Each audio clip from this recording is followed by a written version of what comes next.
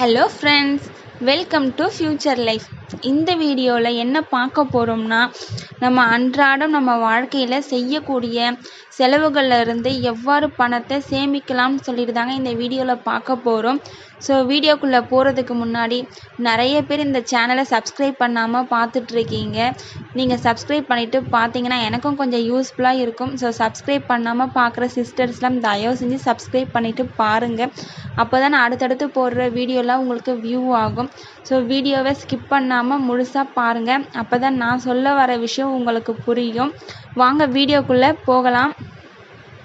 First விஷயம், நம்ம எவ்வளவு ரூபாய் செலவு பண்ணுறதா இருந்தாலும் அந்த தொகையிலிருந்து 10% எடுத்து தனியாக வச்சுட்டு மிச்சம் இருக்க 90% தொகையில் உங்கள் செலவை முடிச்சுக்க பாருங்கள். அது சின்ன செலவாக இருந்தாலும் சரி, பெரிய செலவாக இருந்தாலும் சரி, ஒவ்வொரு செலவும் நீங்கள் பண்ணுறப்ப உங்ககிட்ட கண்டிப்பாக பணம் நிறைய சேர ஆரம்பிக்கும். நீங்களும் எதுக்கு தேவையோ அதுக்கு மட்டும்தான் செலவு பண்ணுவீங்க. தேவையில்லாத செலவு தவிர்த்துடுவீங்க. ஃபஸ்ட்டு விஷயம், நம்ம எவ்வளோ ரூபாய் செலவு பண்ணுறதா இருந்தாலும் அந்த தொகையிலேருந்து 10% எடுத்து தனியாக வச்சுட்டு மிச்சம் இருக்க 90% தொகையில் உங்கள் செலவை முடிச்சிக்க பார்க்கணும். அது சின்ன செலவாக இருந்தாலும் சரி, பெரிய செலவாக இருந்தாலும் சரி, ஒவ்வொரு செலவும் நீங்கள் பண்ணுறப்ப உங்கள்கிட்ட கண்டிப்பாக பணம் நிறைய சேர ஆரம்பிக்கும். நீங்களும் எதுக்கு தேவையோ அதுக்கு மட்டும்தான் செலவு பண்ணுவீங்க. தேவையில்லாத செலவை தவிர்த்துடுவீங்க. ரெண்டாவது, நம்ம செய்யக்கூடிய செலவுகளில் அதிகமாக பணம் செலவாகிறது பார்த்திங்கன்னா, நம்ம வீட்டுக்கு தேவையான மளிகை சாமான். நம்ம வீட்டுக்கு தேவையான மளிகை சாமானை வாரமோ இல்லை டெய்லியோ வாங்காமல் ஒரு மாதத்துக்கு தேவையான மளிகை சாமானை மொத்தமாக ஒரு ஹோல்சேல் கடையில் வாங்குறப்போ கண்டிப்பாக 500 ரூபாய் வரைக்கும் பணத்தை சேமிக்க முடியும். அதாவது உங்கள் வீட்டுக்கு 4 பேர் உள்ள வீட்டுக்கு ஒரு 4000 ரூபாயிலிருந்து 4500 ரூபாய் செலவாகும்னா, அதுவே நீங்கள் ஒரு ஹோல்சேல் கடையில் ஒரு மாதத்துக்கு பல்காக வாங்குறப்ப 500 ரூபாய் வரைக்கும் பணத்தை சேமிக்கலாம். அதே மாதிரி வெஜிடபிள்ஸோ பழங்களோ வாங்க போகிறீங்கன்னா வாரச்சந்தையோ இல்லை உழவர் சந்தையோ தேர்ந்தெடுத்து ஒரு வாரத்துக்கு தேவையான காய்கறிகளை 200 ரூபாயில் இருந்து 250 ரூபாய்க்குள்ளே நீங்கள் வாங்கி முடிச்சிடலாம். ஸோ இது மூலமாகவும் நீங்கள் பணத்தை சேமிக்க முடியும். அடுத்து அதே மாதிரி என்னென்னு பார்த்தீங்கன்னா, ஹோட்டலில் அடிக்கடி சாப்பிட்றது. ஸோ ஹோட்டலில் அடிக்கடி சாப்பிட்றத தவிர்த்துடுங்க. அதுக்கு பதிலாக மாதத்தில் ஒரு நாள் மட்டும் நீங்கள் ஹோட்டலில் வாங்கி சாப்பிட்டுக்கோங்க. இது உங்கள் உடம்புக்கும் நல்லது, பணத்தையும் மிச்சம் பண்ணலாம். அடுத்து பார்த்தீங்கன்னா கரண்ட்டு பில்லு. கரண்ட்டு பில் உங்களுக்கு அதிகமாக செலவாகும். ஏன்னு தெரியுமா?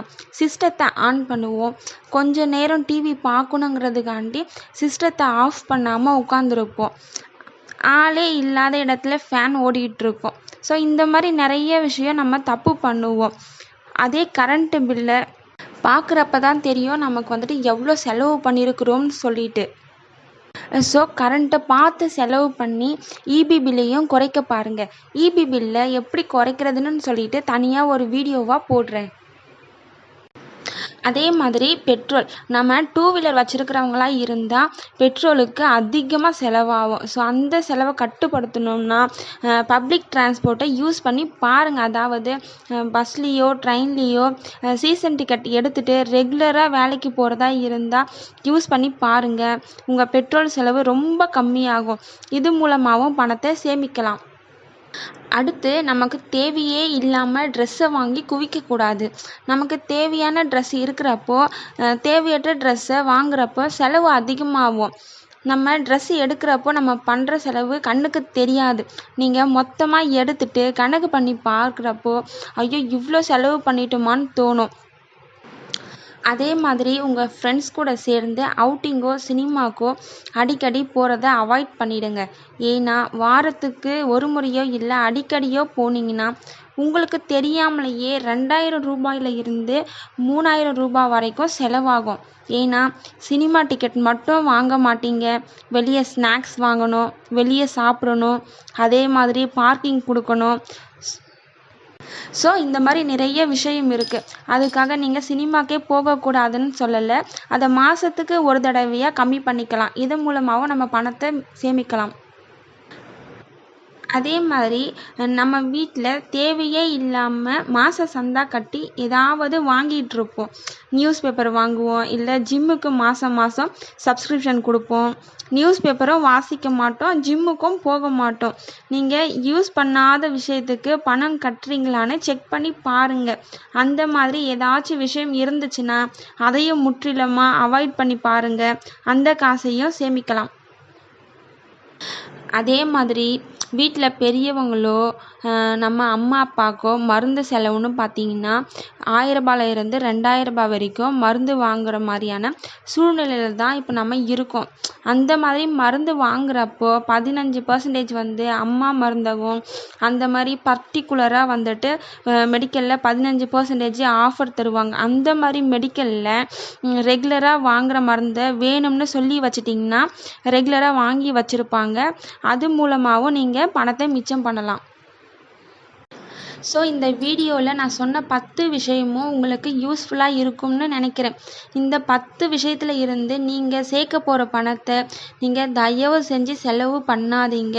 இதை தனியாக ஒரு சீக்ரெட் பாக்ஸ்னு போட்டு அந்த பாக்ஸில் போட்டு வைங்க.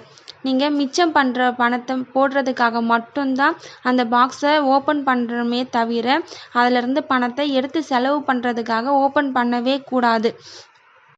இந்த மாதிரி நீங்கள் 1 வருஷமோ இல்லை 2 வருஷமோ இல்லை 3 வருஷமோ கண்டினியூவாக ஃபாலோ பண்ணி பாருங்கள்.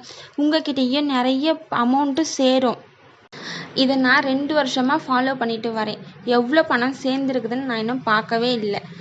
ஃபஸ்ட்டு பாயிண்ட்டை மறக்கவே மறக்காதீங்க. இந்த வீடியோ பிடிச்சிருந்தா இந்த சேனலை சப்ஸ்கிரைப் பண்ணிவிடுங்க. உங்கள் ஃப்ரெண்ட்ஸுக்கும் இந்த வீடியோவை ஷேர் பண்ணுங்கள். தேங்க்யூ ஃபார் வாட்சிங்.